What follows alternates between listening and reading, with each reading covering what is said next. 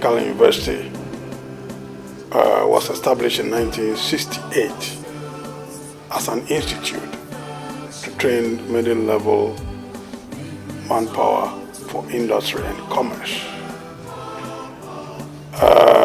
It continued this task through 1972, where it was upgraded, and it continued in 1978, but still under an education service. In 1993, it became a Polytechnic, still under an education service, and in 2006, it was granted its autonomy, still as a Polytechnic, but this time awarding degrees, diplomas, and other related certificates. The university or the institute has performed creditably well up to the Polytechnic period. And when the time came for the conversion of the Polytechnics in Ghana and the tertiary education reform, the institute, the Polytechnic, because of its work and achievement over a period, undoubtedly came out as one of the six, the big six, which were granted technical university status. My vision when I assumed office, 1st October 2014, at a meeting with management, my vision is institutional re-engineering through adaptive change. I realize that this is an institution that requires a reawakening, a rejuvenation, a re-engineering in terms of academic work, research, international collaboration, some kind of institutional reformation which will touch the basic procedures and practices and make them entrenched in a university, a basic university structure.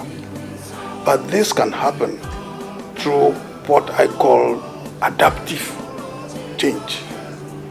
We have technical change, which requires the procedural issues, but adaptive change requires change of behavior, attitude, mindset, and one's commitment to the cause of the university.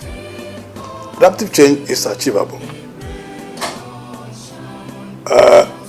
provided the individuals involved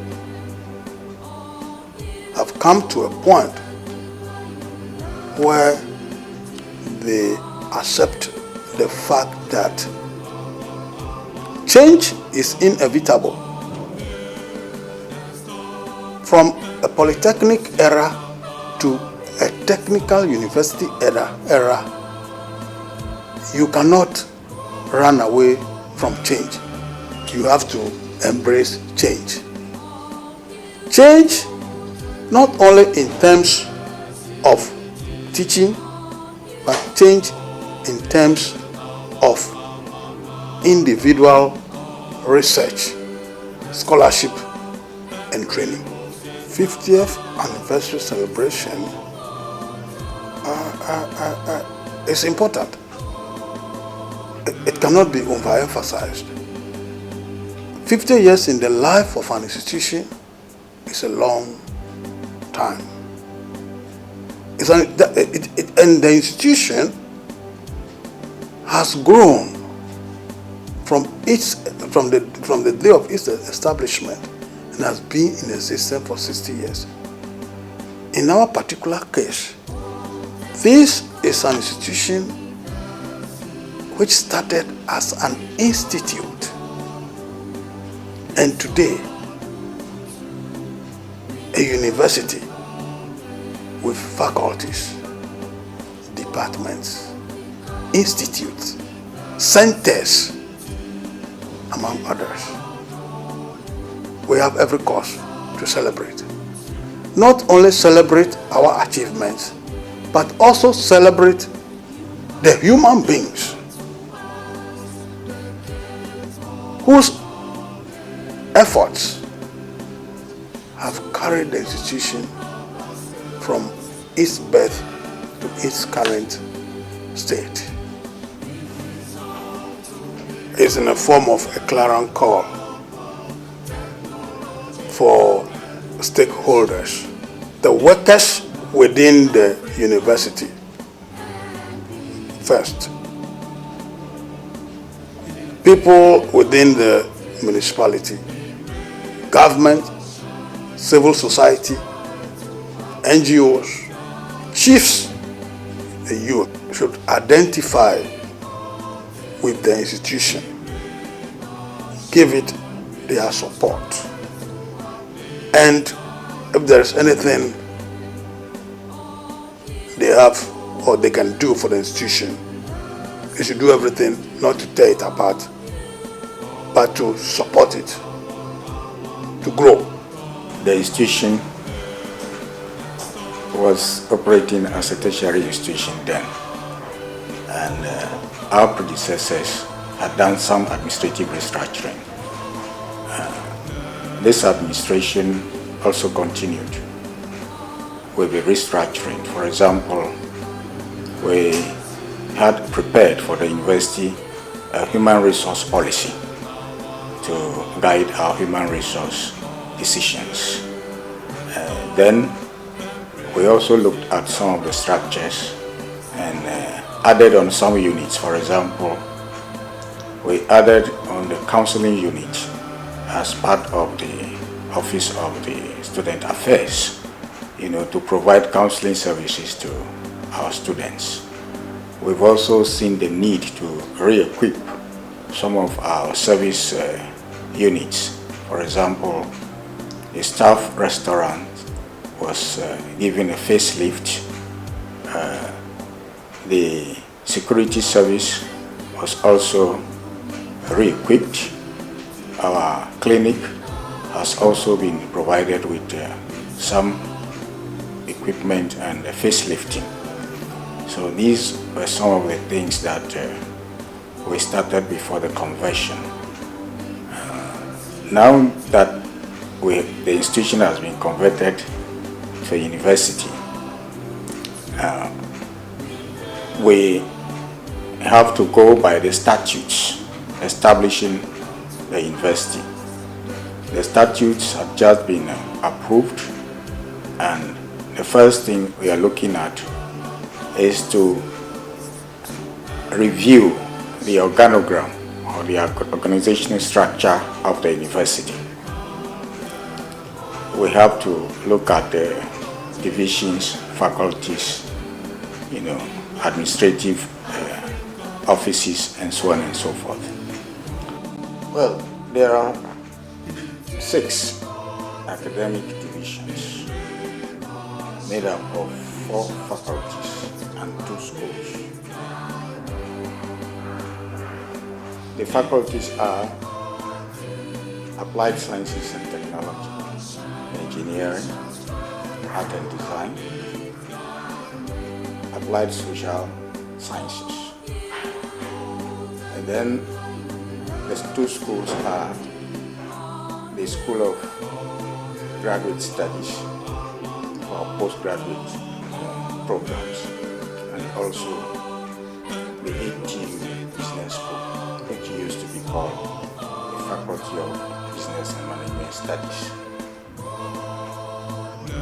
Apart from that, we have 2 centers: the Center for Entrepreneurship, Innovation and Technology Transfer within the Faculty of Applied Social Sciences, and and also the Center for Distance Education, Continuing Distance Education, Center for Continuing Distance Education, because we want to take our programs to the doorsteps of the learners.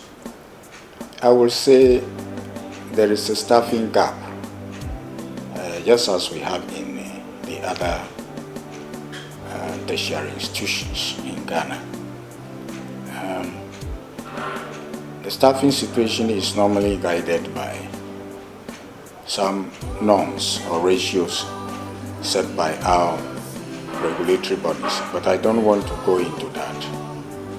All that I know is that we have not been able to replace even our separated teaching staff for some time now, 2-3 years. So if staff are retiring and we are not able to replace them, it gives a clear indication that we are getting less lecturers than we have. In the face of that reduction, we are experiencing increases in student numbers. So you can see that clearly our teaching staff will be overloaded. So I'll say that we need more staff, we need teaching staff. The situation is even worse in the case of administrative and professional staff. There are offices that don't have substantive heads, and we are coping with acting officers. In the case of the teaching staff, the strategy is to rely on some part-time teachers or lecturers for now, and we also making use of national service personnel. So yes, clearly there's a staffing gap that we must quickly fill now that we are a university and we're going to add on more programs and courses. Or international affiliations? Yes, there has been some effort by our predecessors at internationalization. Of course, our regulators have advised that all technical universities have affiliation with universities outside of Ghana. And let me also add that my Vice Chancellor has a very high interest in this concept of internationalization, which is a way of offering opportunity to our university to interact with its peers outside Ghana, and also to share research and knowledge in general with them. So I will say that for now we have over 15 getting to 20 of such external collaborations. The major institutions are the University of Maryland, Eastern Shore in the United States of America.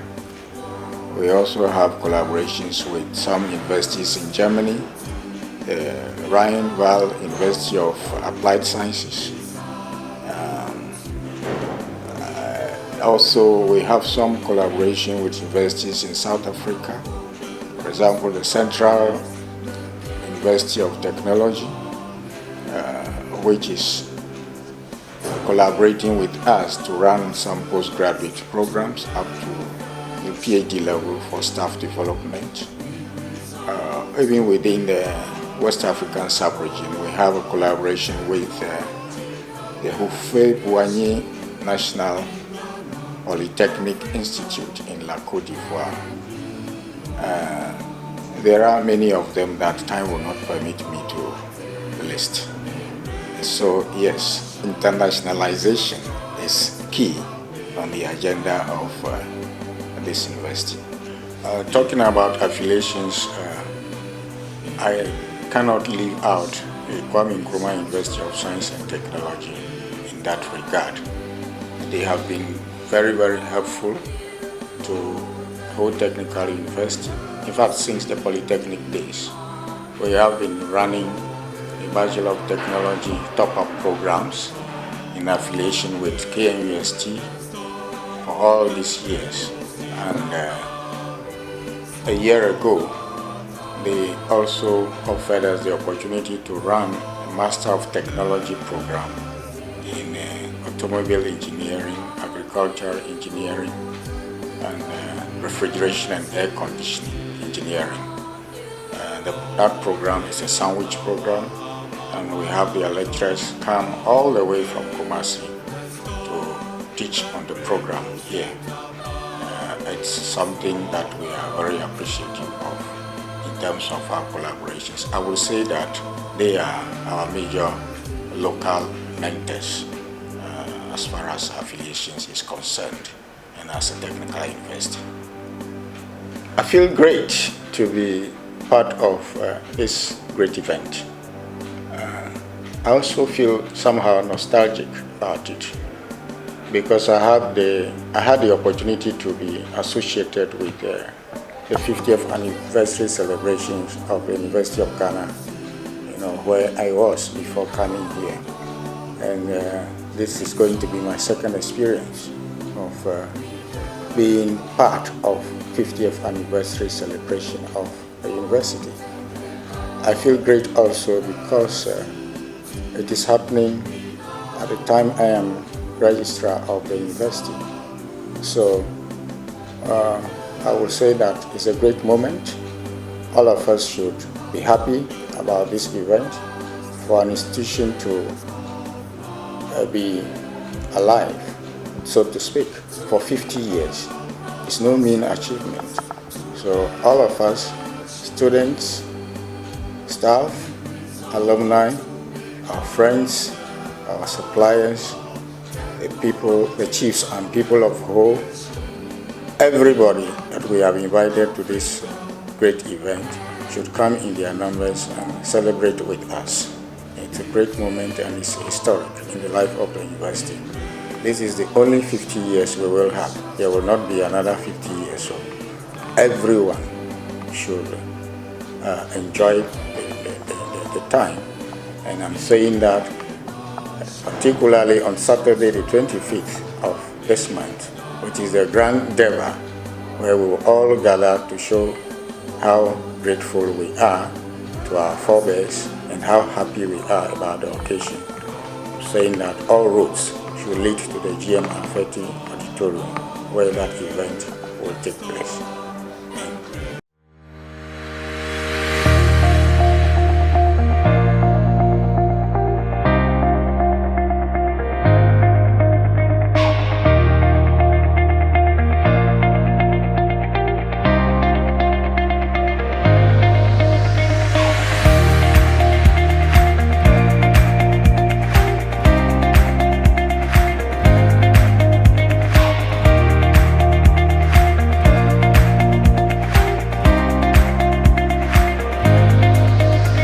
Lovely experience, that I would say, because academically we have the lecturers who give us the best of stuff. Because when you look at it in my field in engineering, you'll see that the lecturers were on point and they actually gave us what we needed so that when we go to the field we'll actually deliver. Apart from the academic side, we also look at the extracurricular activities. You have activities that we engaged in. When you talk about for the sports, I was part of the volleyball and I also was part of the table tennis for some time. And we also looked at other activities that we enjoyed as groups. For example, for the BT group, we had a vibrant team that usually takes part in faculty games and see how we can topple the other batches, like for example the electrical. And it will be so competitive every time we try our best to see how we can actually win over the other group. So I would say that on the whole, it was a combination of all, from the academic point to the extracurriculum. It made you a whole person. Sometimes you will see that there are some activities that are too stressful, but in the world of work, you need the stresses. They will be there, so you need to manage it. So for me, it was a training ground for us to learn what happens in the real field of work so that we can be prepared for the world of work. So the experience was lovely. It was something that we all enjoyed. And personally, I would say that it has actually shaped my thinking about the world before I went into the world.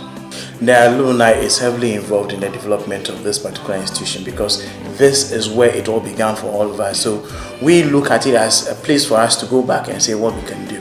Two regions that we are operating within, infrastructure-wise, and then also the human resource development component. For the infrastructure, we are looking at a mini hospital that we can use to help the community because we are growing.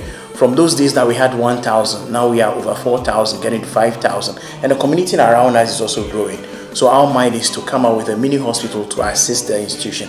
There's also a plan for us to also look at a mini hotel that we can use for practical purposes for the students. That's something we're also thinking about, and plans are far advanced on that particular one. Looking at the human resource component, that is how to develop and groom the students before they go out.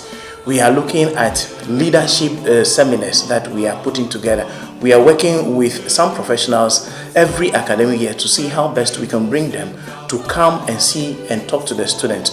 Some of the seminars are practical related seminars. We are looking at having on-site interview. 10 minutes, you come in, you do an interview, they give you an evaluation for you to know how it feels like in the real world when you are doing an interview, so that at least you have an experience of the heat that you experience when you are in the interview room. So at least that arms you with some skills to go out with. And also your CV will be looked at and then it will be fine-tuned. Then we get renowned people both in and out of the country to come and speak to you on leadership, why you need to take it upon yourself that as somebody who is graduating from the tertiary environment, in the environment that you are going through, in your community, you have become a leader. People will look up to you. People would see you and say, what can we also tease out from your experience? So you have to make yourself available. So we want to give them that extra skill, extra experience, and then extra quality, so that when you say you are coming from HTU, there is something that is extra. So the quality is what we are putting emphasis on. So we are also doing our best to assist the institution. The institution is giving the broader one about the academic qualification, but for us, we are adding the soft ones. We are adding the human relations component. We are adding also how to prepare before you go, leadership component, so that we can make you whole and also have an advantage when you go to the world of work. Yeah, sure. 50 years. There's a lot of years, so we have a lot of people out there, different walks of life, both in commerce and also finance. In engineering, we have them, both local and international. And sometimes they get in touch with us to ask about what we are doing to help develop the institution. I can give you some of the names here. Honorable Setepe was a student here before, and you know what he has done for the government. We also have Honorable Francis Gayaglo, former Deputy Voter Regional Minister. He was a former student here before. We have a Member of Parliament, that is Honorable Emmanuel Mejra. He was also a student here before. So, and the list continues. We have Bella Ayayi, that is CEO of Traffic Catering Services. She was also here before. And one of our former SRC presidents for 2012-2013, Mr. Kwame Ege, also happens to be a former student here. And he did wonderfully well with us, and most of the lecturers were proud of his efforts towards the SRC activities. So we have great men and women from this particular institution serving Mother Ghana and then also serving the world as a whole. And also on campus, a lot of deans. Some of the deans, some of the brilliant deans that we have around were former students, helping develop the institution and helping guide the institution from Polytechnic to Technical University. This is our time. 50 years. We need to come and celebrate it. Some of us have not been to the campus since we graduated 10 years ago, 20 years ago, 15 years ago, or even 2 years ago. People have not been back here. We are calling on you out there. Now this is the time for us to come together. On Friday, that is the day before the Grand Debate, calling on you, all past students of this particular noble institution, with the slogan Adamuna Zukekeli, that come, because we have a program on Friday where we have some fun, and after that we discuss how to strengthen the alumni association. It is for us to look at what is happening now, how we can be part of it, how we can assist management so that we can push the HTU to the frontiers of in the academic world. We want you to be part of the solution, because they cannot do it alone. If we who have experienced it and we are benefiting from the fruits of the labor of our parents and also our lecturers and the institution as a whole, we think that this is an opportunity for us to express goodwill and also to help both in kind or in cash, whatever way possible, so that we can develop this institution. So my colleagues out there, Kelly, we need you now. SRC is the legitimate organ of the Student Representative Council in matters affecting students in academic, social and other activities. And then the core function of SRC is to be the mouthpiece of students in whatever affects them on campus. When it comes to development, SRC has evolved over the years and we keep evolving. When it comes to development projects, we have the SRC JCR, we have the VPFM, we have the sports complex.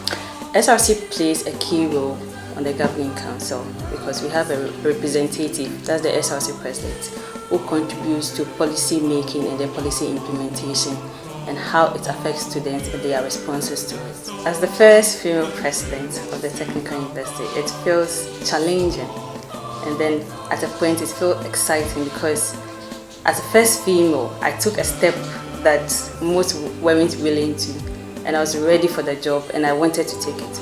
But at the same time, as the first female president, everybody is expecting more from you.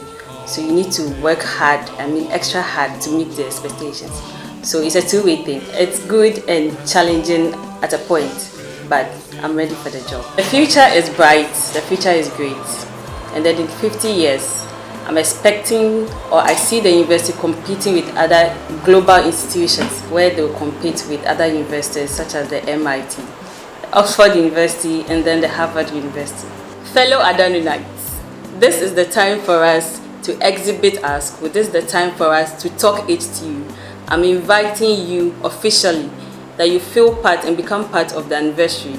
This is for us and this is for you. So please come in your numbers, support us in whatever we do and all the activities. Whole Technical University, Miatoe, Adam, Nazikekeli.